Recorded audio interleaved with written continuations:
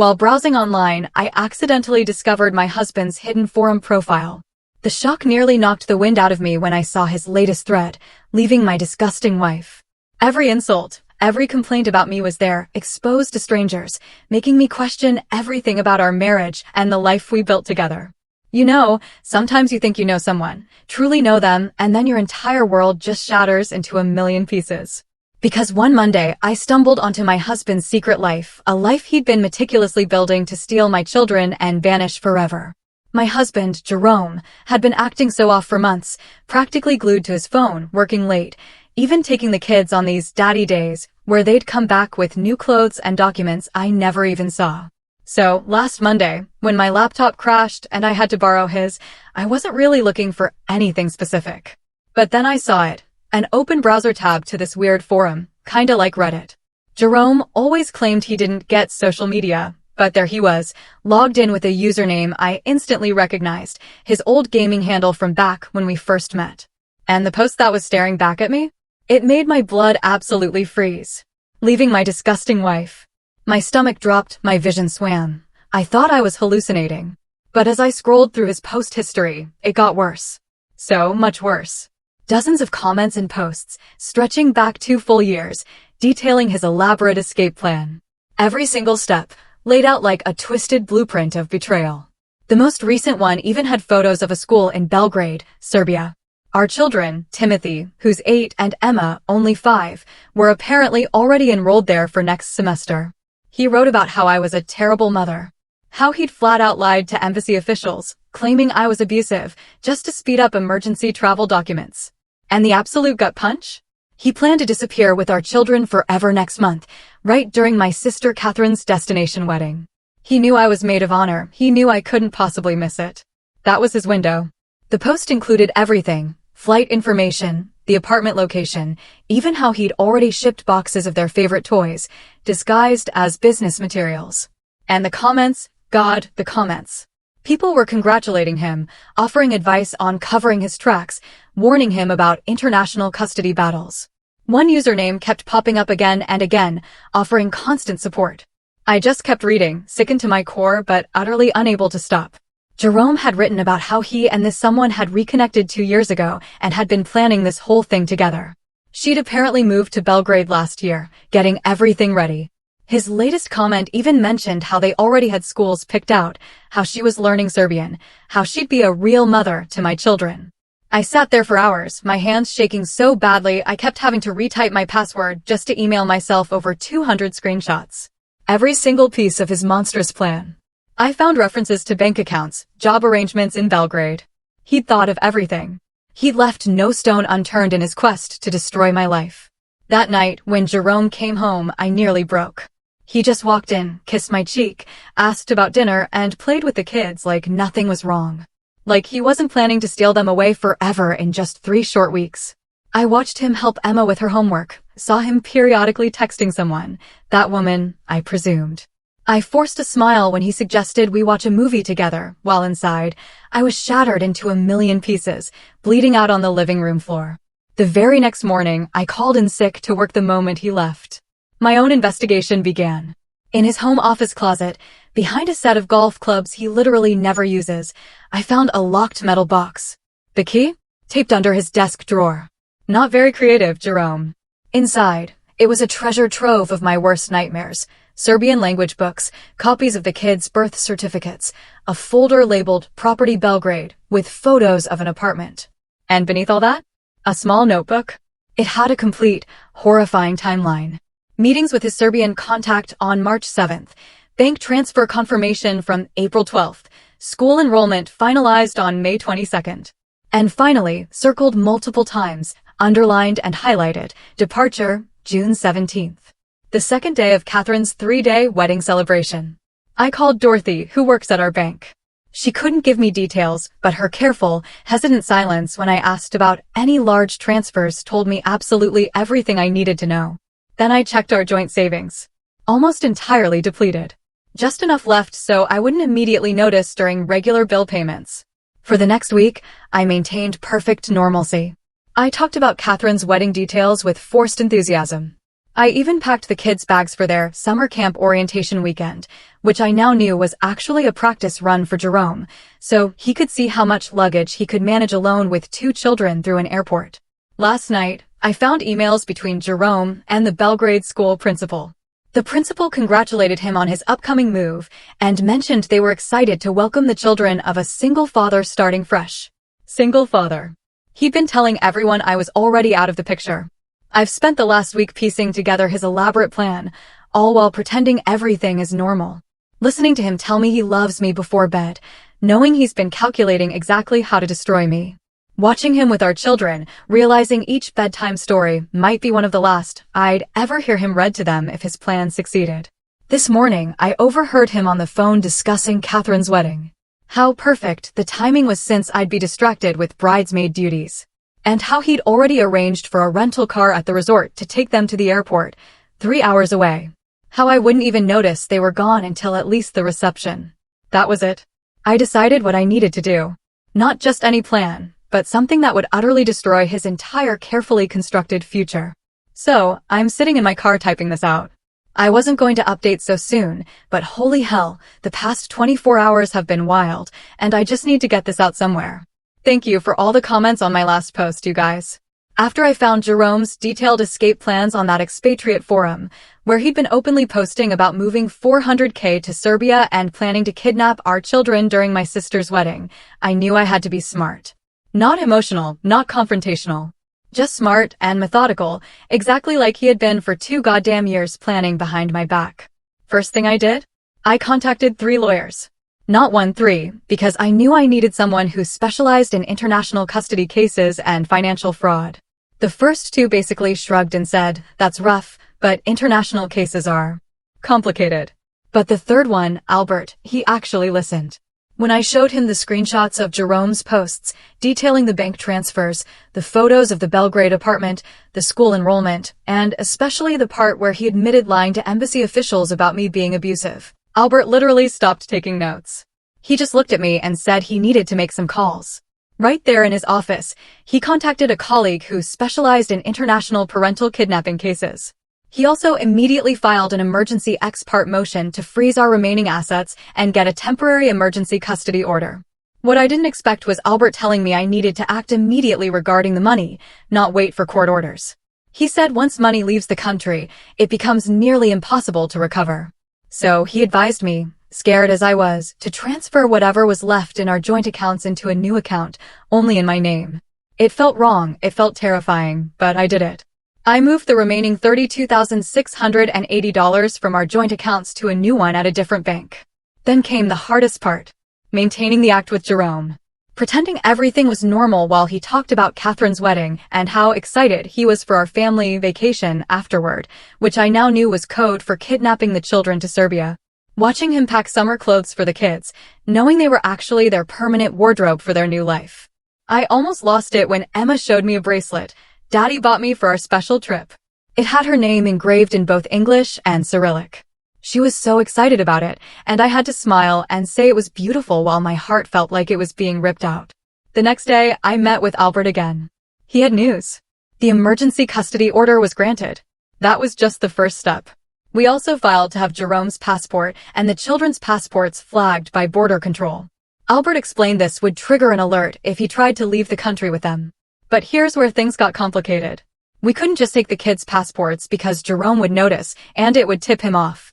Albert advised me to let Jerome think his plan was still working. We needed him to attempt the kidnapping so we'd have concrete, undeniable evidence. That's when I made a decision that kept me up all night. I had to let Jerome continue thinking he was going to successfully kidnap our children. I had to let him get all the way to the airport with them. Meanwhile, I was doing my own detective work. After finding that locked metal box in his office with all the Serbian documents, I noticed a phone number scribbled on one of the papers. It wasn't a US number. On a hunch, I ran it through a reverse lookup site, which showed it was registered in Serbia. When I checked our phone records, Jerome had been texting and calling this number almost daily for the past year. I couldn't access the actual messages, but the pattern was clear. Short calls early in the morning when it would be afternoon in Serbia, longer calls on weekends, and clusters of texts that coincided with important dates in his planning timeline. After more digging through his desk while he was at work, I found a small notebook with initials and numbers. Most entries were labeled S, followed by payment amounts and dates. The same initial appeared next to notes about the Belgrade apartment and school registrations. That's when I connected the dots. S had to be someone in Serbia helping him, someone he was paying. I went through our bank statements again and found regular transfers to an account labeled only with initials. The transfers had started 2 years ago. Small at first, then larger as time went on. This wasn't just someone helping him. This was someone deeply invested in the plan. The hardest part, by far, was acting normal with the kids, knowing that Jerome was preparing them for a life without me. He'd been teaching them basic Serbian phrases for months, disguised as a fun language game. Emma came home from kindergarten one day and proudly told me she knew how to say, "My name is Emma," in Serbian. I had to fight back tears while telling her how clever she was.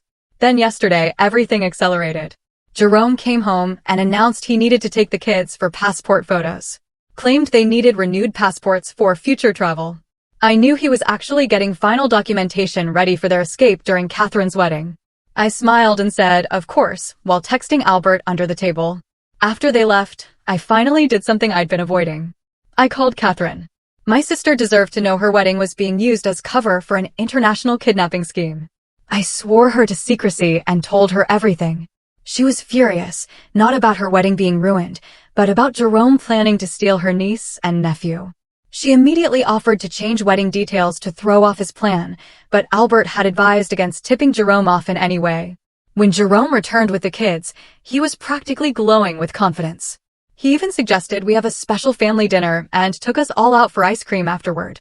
Watching him play the devoted father while knowing what he was planning made me physically ill. That night, after the kids were asleep, Jerome sat next to me on the couch and put his arm around me.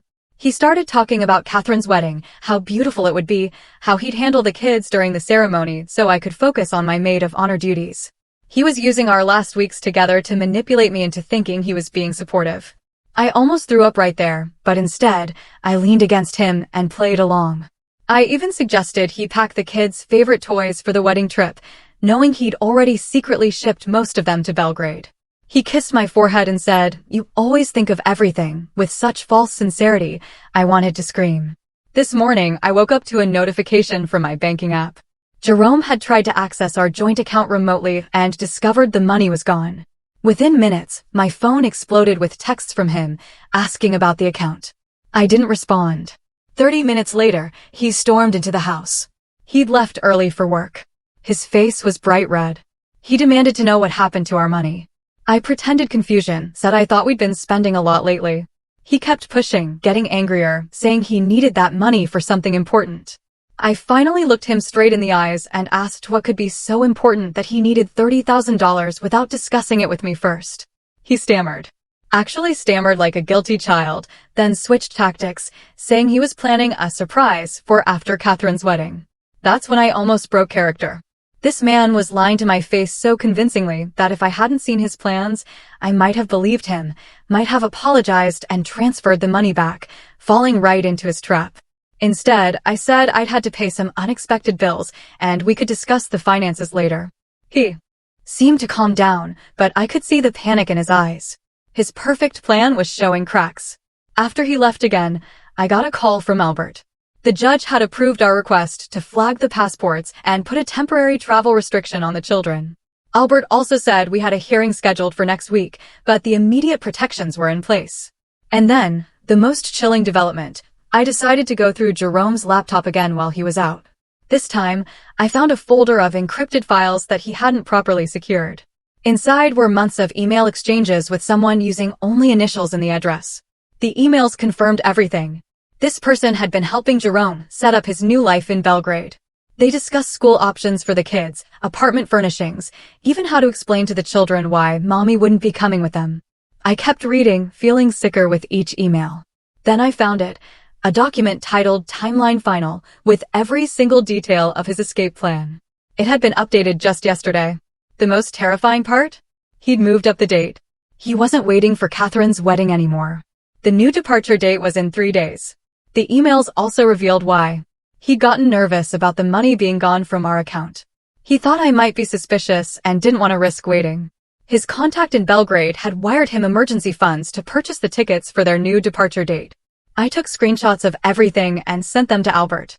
I'm sitting here in my car outside our house right now, watching Jerome move around inside, pretending everything is normal. The kids are at school. I've instructed their teachers not to release them to Jerome without my explicit permission. The police have been informed. But Jerome doesn't know any of this yet. He still thinks in 3 days, he'll be starting his new life in Belgrade with my children and whoever is waiting for them there. I need to go back inside now and continue the act. Continue being the unsuspecting wife. It's the hardest role I've ever had to play. If anything major happens before the new departure date, I'll update again. Otherwise, my next post will probably be after Jerome is caught red-handed trying to flee the country with my children. Wish me luck. I'm going to need it. It's been 5 days since my last update.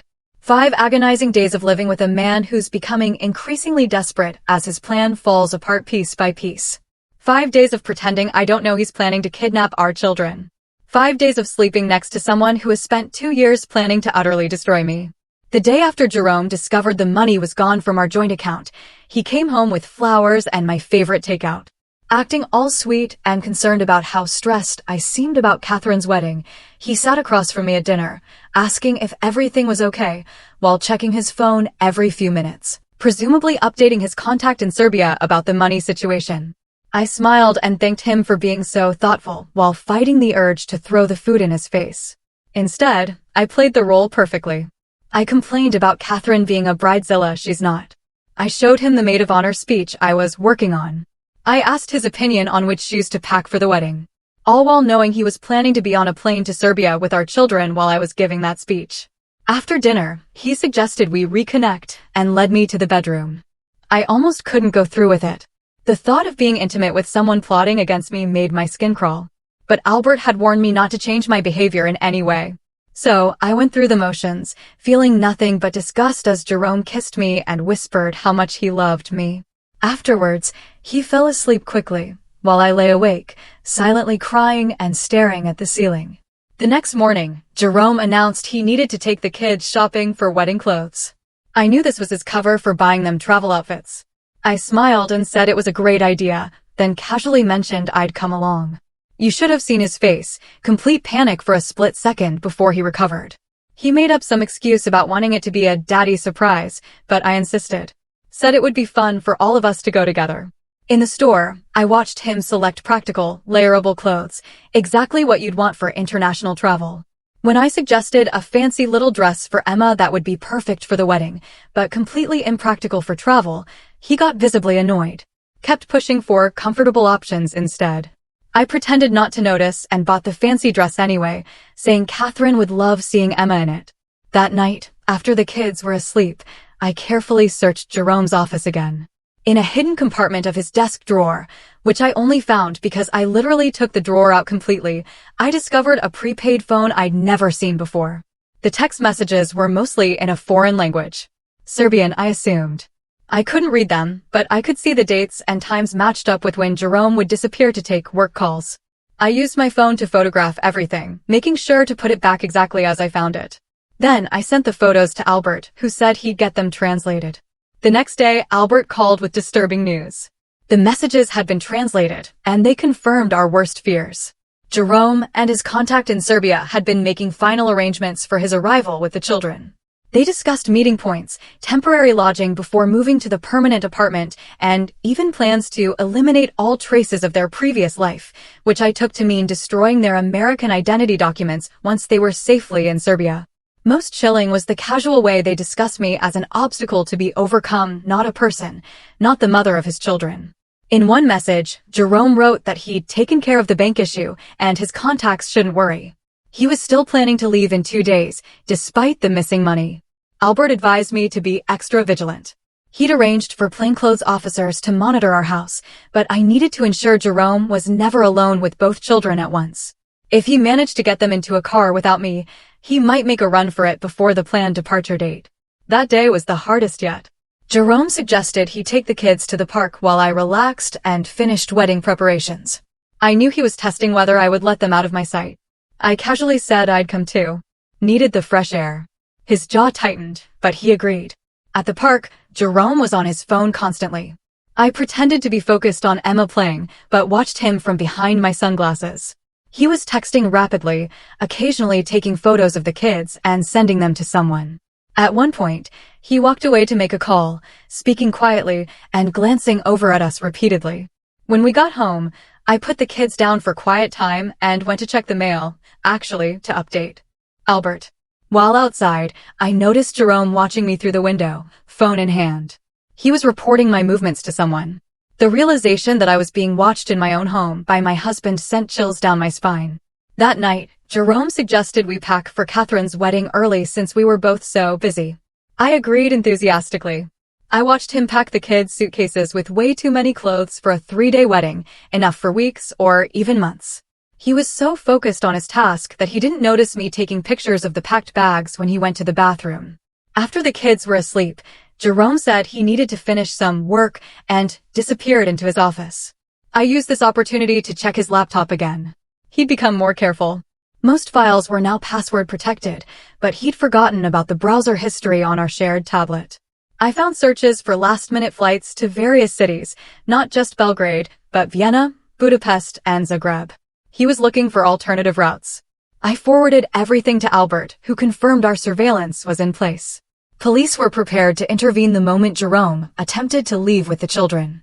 Everything was set for his departure date, which was now tomorrow. I barely slept that night, listening to Jerome moving around the house at odd hours. I heard him on his prepaid phone at 3 a.m., speaking in hushed tones. Around 4 a.m., he came back to bed, but I could feel him watching me in the darkness, probably making sure I was asleep. In the morning, Jerome announced he needed to run errands and would be gone most of the day. I was immediately suspicious. Was he scouting routes? Making final preparations? I asked casual questions about his plans, and he gave vague answers about last-minute wedding stuff and surprise preparations. Around noon, Jerome returned home looking agitated.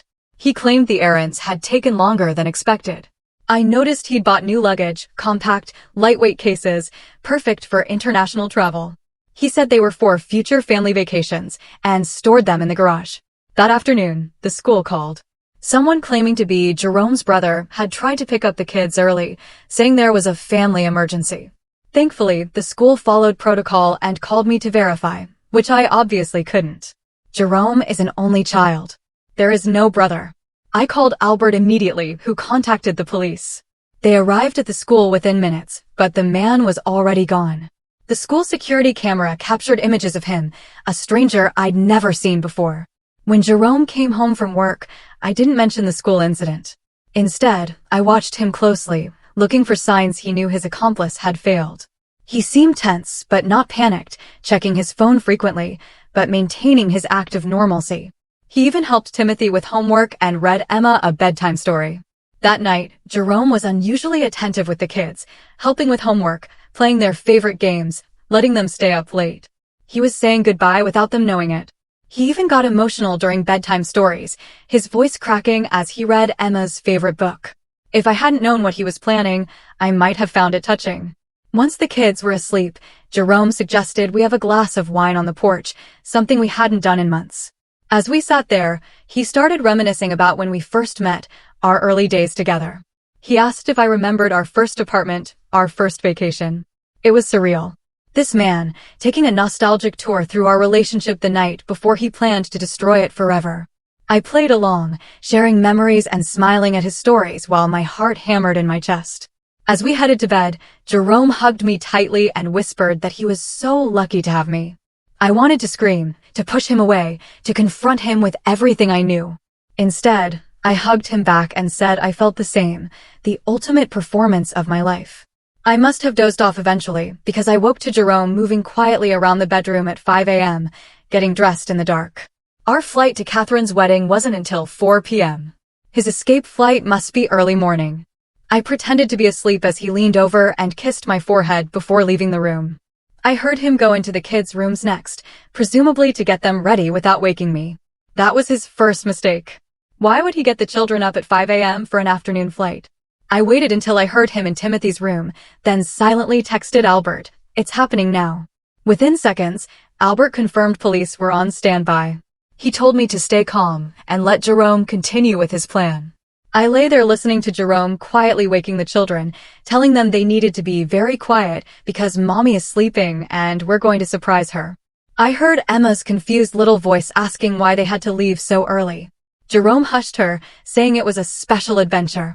The sound of my daughter's confusion broke something in me. I couldn't just lie there anymore.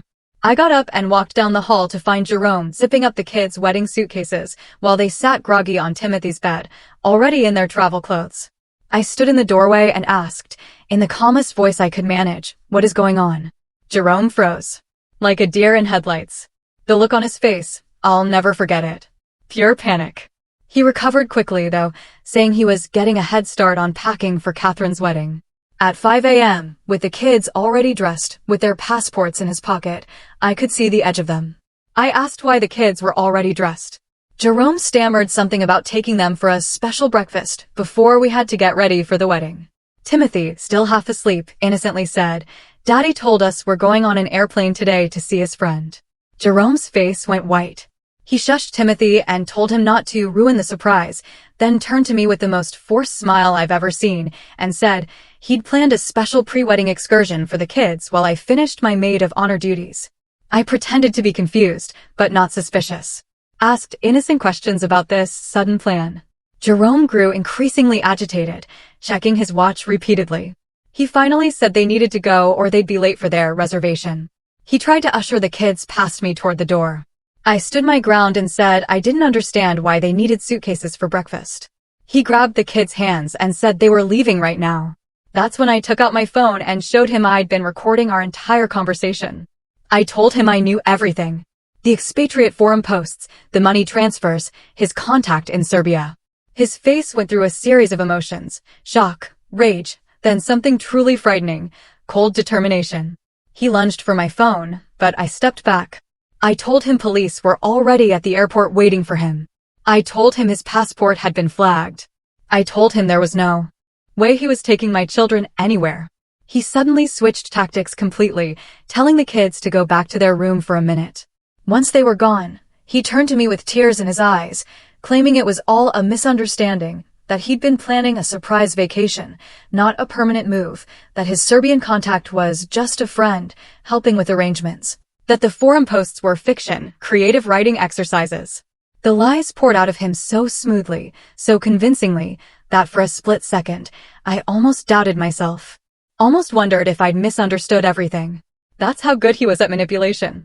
But then I remembered the bank transfers, the Belgrade apartment, the school enrollment forms.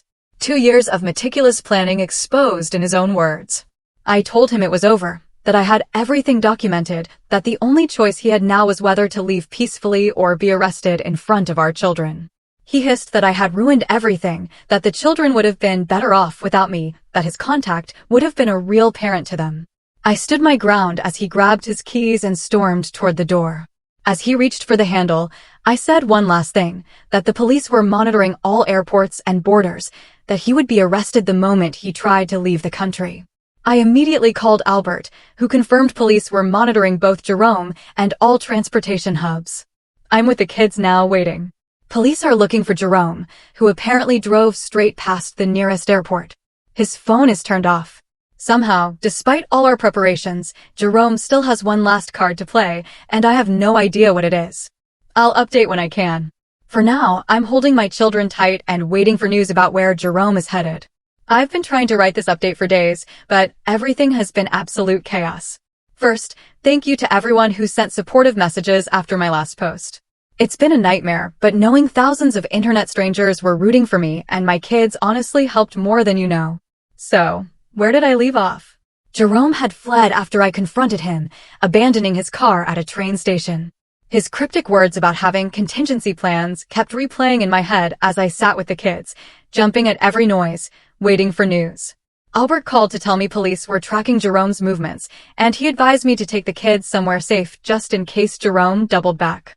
So, I packed a quick overnight bag, told the kids we were having a surprise sleepover at Auntie Catherine's, and drove to my sister's house across town.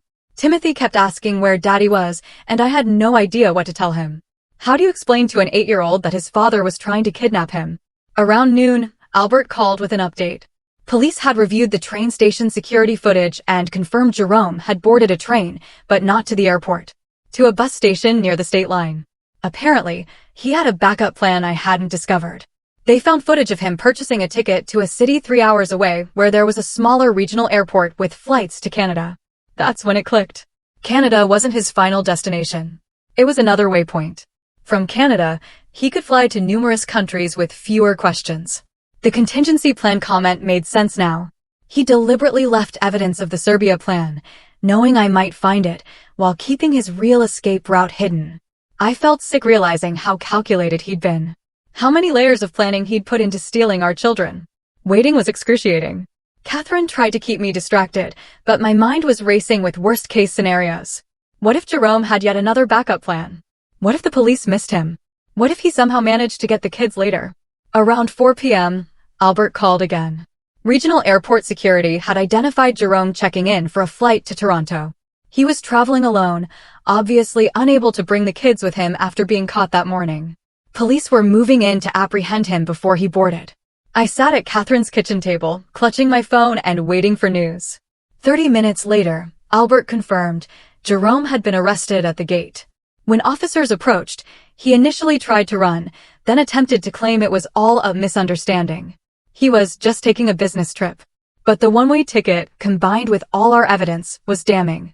Jerome was taken into custody for attempted international parental kidnapping, fraud, and making false statements to federal officials about me being abusive to get travel documents. Albert advised me that these were serious charges that could result in significant jail time. The next day was a blur of police statements, calls with Albert, and trying to maintain some normalcy for the kids. I decided to bring them home, thinking it would be better for them to be in familiar surroundings. That night, Jerome called from jail. I almost didn't answer, but Albert had advised me to record any communication. He begged me to drop the charges, saying it was all a misunderstanding, that he loved the kids and was just trying to give them a better life. When that didn't work, he switched to threats. Said he'd fight for full custody, tell everyone I was mentally unstable, destroy my reputation. I let him talk himself into a deeper hole, recording everything. When he finally ran out of steam, I simply said that every word he'd just spoken would be provided to the prosecutor, then hung up. The next few days were a nightmare of practical and emotional challenges. I had to explain to Timothy and Emma that Daddy had done something wrong and wouldn't be coming home for a while. Timothy asked if it was because Daddy tried to take them on an airplane without telling me. Kids notice everything. Emma cried for her father every night that week. It broke my heart knowing she missed someone who had been willing to rip her away from one of her parents forever. Timothy became withdrawn, playing alone in his room for hours. I arranged for both of them to see a child psychologist who assured me their reactions were normal and they would need time and support to process everything. A week after Jerome's arrest, we had our first court hearing. I came face to face with him in the courtroom, and it was like looking at a stranger. He wouldn't meet my eyes. His lawyer tried to argue for bail, claiming Jerome wasn't a flight risk. An absurd statement given the circumstances.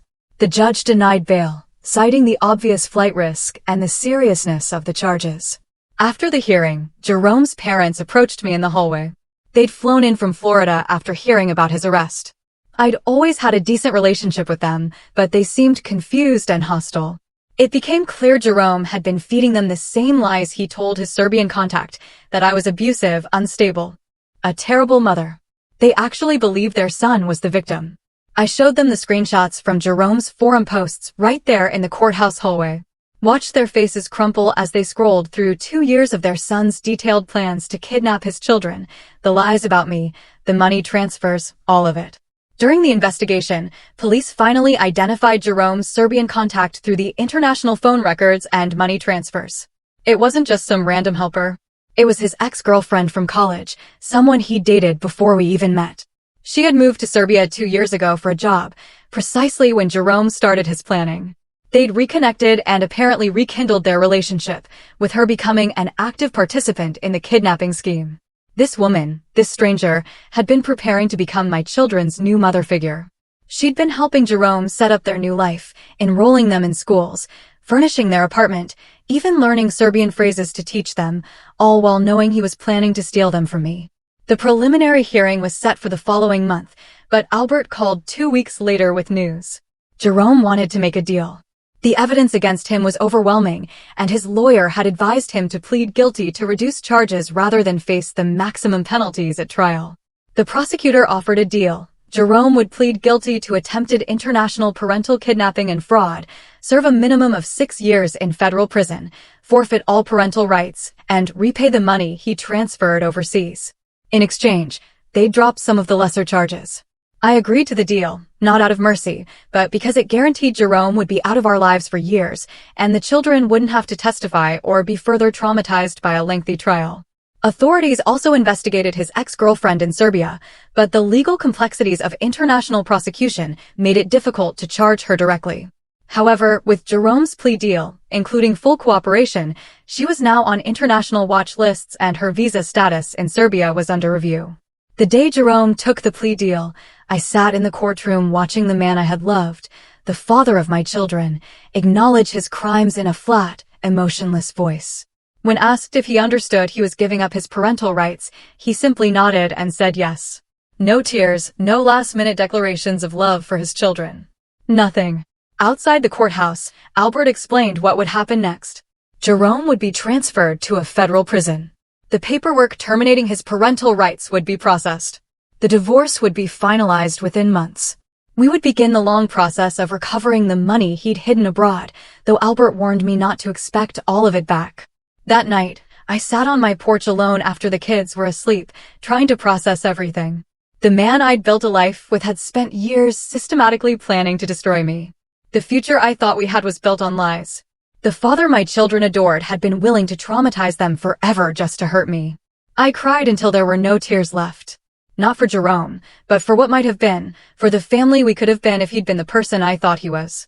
It's been 3 months now since Jerome was arrested. He's serving his sentence in a federal prison 4 states away. He's made no attempt to contact me or the children since the sentencing. The divorce was finalized last week. The judge granted me full custody, though that was just a formality since Jerome had already forfeited his parental rights. Our house is being sold, and the kids and I are moving to a new place next month. Catherine's wedding was postponed, but finally happened last month. Being her maid of honor while dealing with everything else was challenging, but it felt important to celebrate something positive. Watching her marry someone who truly loves her was bittersweet. A reminder of what I thought I had versus the crushing reality. As for me, I'm taking it day by day. Some mornings I wake up angry all over again, reliving the betrayal. Other days I feel almost peaceful, grateful that I discovered the truth before it was too late. I started therapy too, trying to understand how I missed the signs for so long. Sometimes I think about the alternate reality. What would have happened if I hadn't found that expatriate forum post? If Jerome had succeeded in taking my children to Serbia? If I'd come back from Catherine's wedding to an empty house and children I might never have seen again? That thought still wakes me up in cold sweats. But he didn't succeed. My children are asleep down the hall, safe in their beds. Jerome is in prison. His ex-girlfriend is out of our lives. The money is mostly recovered. The legal nightmare is mostly over. To everyone who followed this nightmare with me, who offered advice and support and outrage on my behalf, thank you. Your comments and messages helped me feel less alone during the darkest moments. I almost lost everything because I trusted someone who spent years plotting against me. Don't make the same mistake.